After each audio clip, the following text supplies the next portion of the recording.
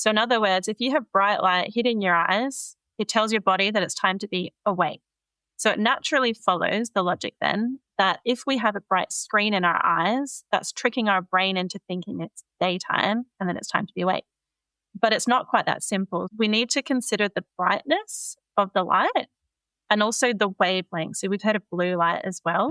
There's all kinds of wavelengths of light. In sunlight, it's a whole rainbow of wavelengths, blue light included and red light included.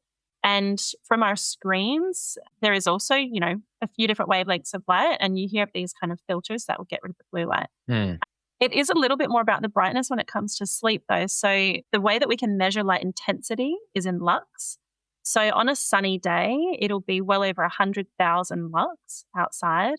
That is well and truly enough to tell the brain that it's time to be awake. In like a inside room, like an office space, for example, it might be about 500 lux. Okay. And that is also like, it might kind of affect your brain and your alertness there. The light from your phone, let's say you're sitting in the dark, you're probably not going to have it on peak brightness, right? But even if you did, what researchers have found through their testing is it's more about 100 lux. So we've got 100 lux from a phone versus well over 100,000 lux from the sun. Like, it's just so different.